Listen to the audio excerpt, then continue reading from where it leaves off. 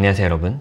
자, 이제 몇 시간 후면은 비트마인의 첫 번째 주주총회가 열리게 됩니다. 현재 전 세계적으로 정말 많은 투자자들이 비트마인에 주목하고 있고, 그만큼 이번 주주총회에서 다뤄질 안건들 역시 그 어느 때보다 정말 큰 관심을 받고 있습니다. 저는 이제 돌아오는 오늘 아침, 그러니까 영상이 올라가는 시점에서 한 5시간 뒤면요, 라스베가스로 날아가서 비트마인의 주주총회 현장에 참석할 예정입니다. 주주총회 이후에는 제가 현장에서 들은 이야기들과 분위기, 그리고 앞으로의 방향성에 대해서 영상으로 자세하게 다뤄드릴 예정이고요. 다만 오늘 영상에서는 이 주주총회에 들어가기 전에 반드시 짚고 넘어가야 할 핵심 안건들, 그리고 그 안건들에 대한 저의 개인적인 정리와 또 솔직한 의견들을 여러분들과 먼저 공유해 보려고 합니다. 이번 안건들이 중요한 이유는요, 비트마인의 비즈니스 모델 자체가 계속해서 작동할 수 있느냐 혹은 없느냐를 놓고 비트마인이 현재 투자자들에게 직접적으로 묻는 질문들이 있기 때문이에요. 그래서 오늘의 영상에서는요,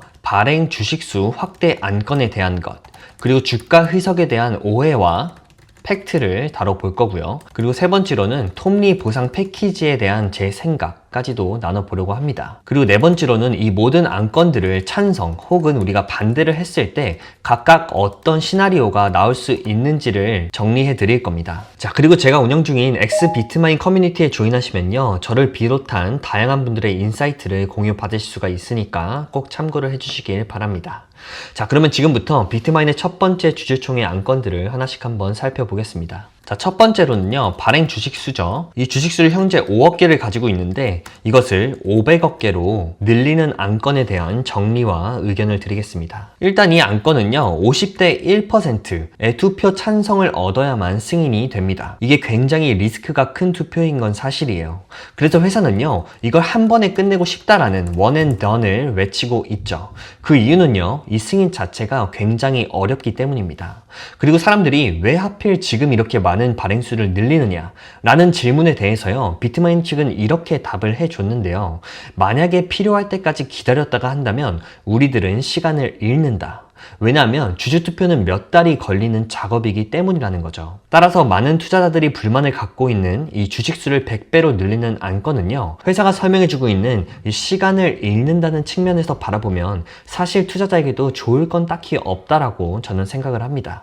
기업이 성장할 시간을 잃는다는 말은요, 투자자들에게도 악재인 게 분명하기 때문이죠. 그리고 이 주식수 확대에 대한 팩트들을 좀 정리를 해보자면, 이 주식들이 즉시 시장에 풀리는 것은 절대 아닙니다. 단지 발행 권한을 확보하는 거죠. 그리고요, 이를 두고 톱니는 인수합병, 그리고 전환 사채, 그리고 ATM 프로그램 등 여러 전략적 목적을 위해서 이게 꼭 필요하다고 설명을 해줬고요. 그리고 그 중에서 핵심적인 메시지로는 향후에 주가가 크게 상승했을 때, 막 비트마인 주가가 한 주당 몇백 불 혹은 몇천 불까지 올라갔을 때를 대비해서요, 이 주식 가격을 낮춰주는 주식 분할 을 가능하게 만들기 위한 사전적인 조치라는 거죠.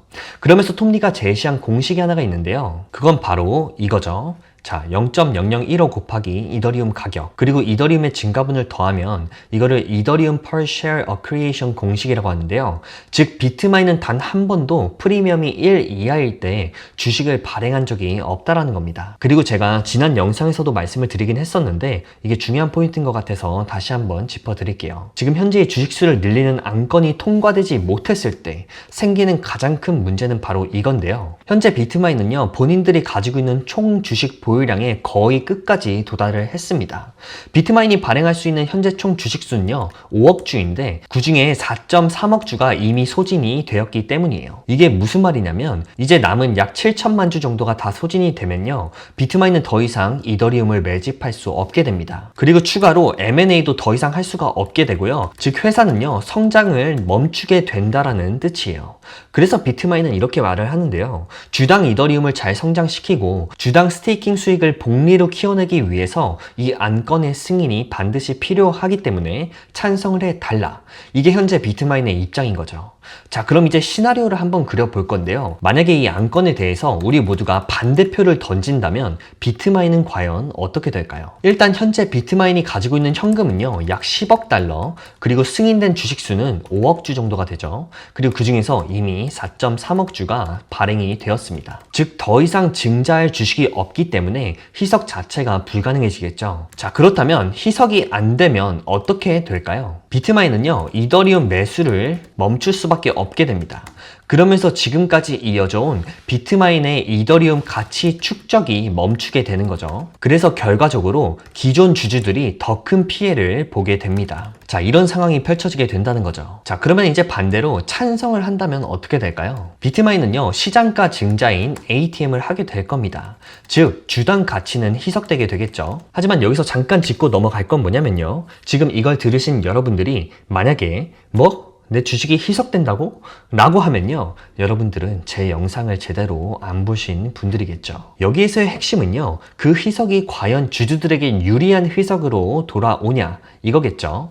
그러니까 증자가 시작이 되어서 시장에 많은 주식이 풀려나가게 되고, 그러면서 내 주당 가치는 일시적으로 희석이 될 텐데요, 그 일시적인 주식의 희석 속도보다 그 발행된 돈으로 회사가 창출해내는 가치가 더 크냐, 이 싸움인 거예요. 자, 그러면 과거에는 어떻게 이 일들이 진행이 되었을까요? 제가 영상을 통해서 사실 수없이 전달을 드렸지만, 비트마인이 지금까지 보여줬던 이 엠레브 이상에서의 발행과 또 전략적 인수는요, 주주들에게 유리한 희석이었습니다. 따라서 과거 횡보를 살펴봤을 때요, 비트마인은 주주 가치를 지켜주면서 주식을 발행할 확률이 훨씬 더 높다고 보는 게 합리적이라고 생각을 해요. 물론 발행수를 늘리는 것에 찬성을 하게 되더라도요, 리스크는 여전히 있습니다. 너무 큰 권한을 비트마인에게 주는 것이니까요. 하지만 저는 결론적으로요, 찬성을 하는 게 주주들에게 더 안전한 선택이라고 생각을 하게 되었습니다. 경영진이 너무 공격적으로 찬성을 밀어붙이는 점은 분명히 투자자들을 불편하게 하기는 했어요. 하지만 여기까지 영상을 보신 분들이라면 이제 이해를 하시겠죠.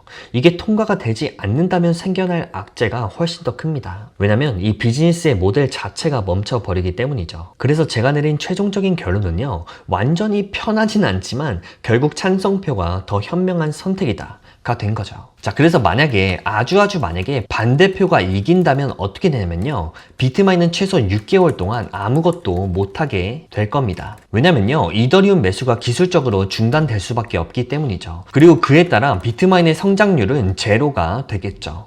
그래서 만약에 반대표를 던졌거나 혹은 반대표를 던지실 현재 비트마인 투자자분이 지금 여기에 계시다면요, 저는 비트마인을 매도하고 떠나시는 게 맞다라고 생각을 합니다. 왜냐면 반대표를 던지고 투자를 지속하는 것 자체가요, 사실 앞뒤가 아예 안 맞는 선택이기 때문이에요. 여러분이 반대표를 던졌는데 계속해서 비트마인의 주식을 소유하고 계시다면요, 죄송한 이야기지만요, 그분들은 지금 이 기업의 컨셉을 아예 이해하지 못하고 투자를 하고 계신 것과 같아요. 자, 그래서 아무튼 반대표가 이겨서 이 6개월간의 공백기가 생기게 된다면요, 그건 그대로 회사의 기회비용 손실이 될 겁니다. 그리고 그동안 주가는 어떻게 될까요? 오르지 못하게 되겠죠. 이더리움이 특별한 경우에 따라 오르게 되면 일정 부분 따라갈 수는 있겠지만, 지금처럼 매주 이더리움을 축적하는 이 가치 증가의 스토리는 사라지게 될 겁니다.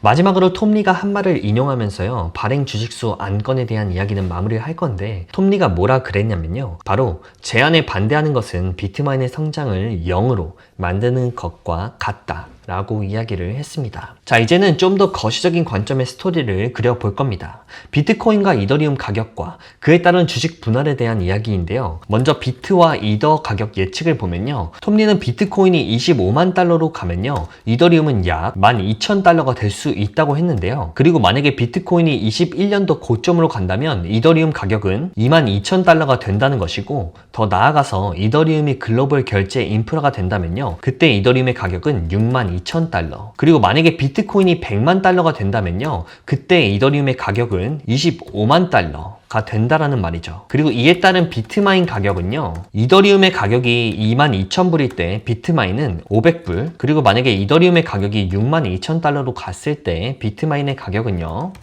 1,500달러, 그리고 만약에 이더리움의 가격이 최종적으로 25만 달러를 갔을 때 비트마인의 가격은 5,000달러가 된다는 거죠. 자, 여기서 비트마인 한 주에 이 5,000달러라는 말, 이게 기존 주주들이야 굉장히 반가운 이야기겠지만 새로 들어올 투자자에겐 상당히 부담이 되는 가격일 겁니다. 그래서 그에 따른 주식 분할에 대해서는 뭐라고 그랬냐면요. 최종적으로 100대 1 분할을 이야기를 했었죠. 그 이유는 일반 투자자는 한 주에 5,000불짜리 주식을 사고 싶지 않기 때문이라는 거예요. 사실 저도 5,000불짜리 주식보다는 한 주에 20불이나 50불짜리 주식을 더 선호하기는 합니다. 아마 많은 투자자분들이 더 쉽게 접근을 할 수가 있기 때문이겠죠.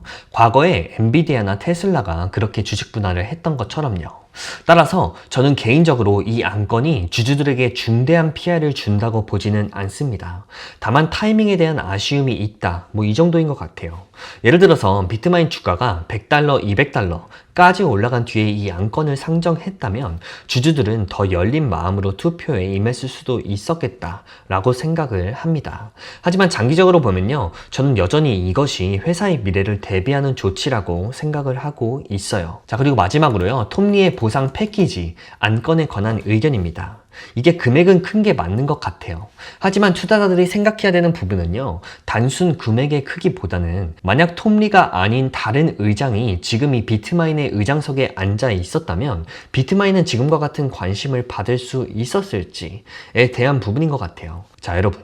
이더리움 트레저리 경쟁이 시작이 되었던 작년 여름을 생각을 한번 해보세요. 불과 반년 정도 전의 이야기죠. 그때 당시에는요, 정말 많은 경쟁사들이 있었습니다. 대표적으로 샤프링크나 이더질라 등등.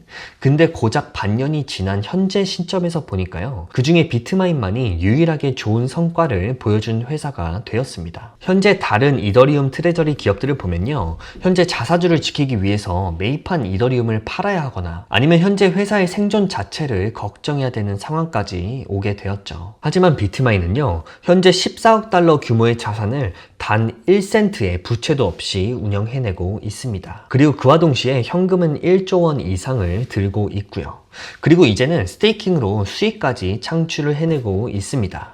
다시 한번 말씀을 드리지만요. 만약 여러분들이 이더리움이 새 금융의 중심이 될 것이라고 생각을 하고 있고 그에 따라 이 이더리움 트레저리들의 그 다리를 잇는 그 중간자 역할을 한다는 걸 믿고 있어서 현재 트레저리에 투자를 하고 계시다면요. 현재로서는 비트마인이 유일한 선택지입니다. 다만 현재 상황을 보면 아쉬운 점은요. 주가가 좀 더 좋았다면 투자자들이 이렇게까지 불만을 가지지 않았을 텐데 라는 게 조금 아쉬울 뿐이죠. 그럼에도 불구하고요. 현재 톱니 외에는 이 비트마인을 이렇게까지 이끌고 갈 사람은 없다라고 생각을 합니다. 자, 그래서 오늘은요, 이 주주총회 안건에 대해서 한번 살펴봤는데 저는 오늘의 영상이 여러분들의 투표 결정에 있어서 이것을 좌지우지하는 영상이 되길 바라지는 않습니다. 다만 이 결정들을 함께 살펴보고 결정을 하시기를 바라는 마음에서 제 생각을 한번 공유를 드려봤어요. 자, 그래서 오늘의 영상을 짧게 결론을 내려보자면요, 저는 이 오늘의 이슈가 빨리 정리가 되고요, 그냥 회사가 나아가야 할 그 앞길들에 빨리 나아가는 게 더 낫다고 봅니다. 자, 그럼 오늘 영상은 여기서 마무리를 하겠고요. 저는 주주총회에 다녀와서 주주총회에서 어떤 일이 있었는지에 대한 이야기를 들고 또 인사드리도록 하겠습니다. 오늘 영상이 도움이 되셨다면 좋아요와 구독, 알림 설정까지 부탁드리겠습니다. 감사합니다.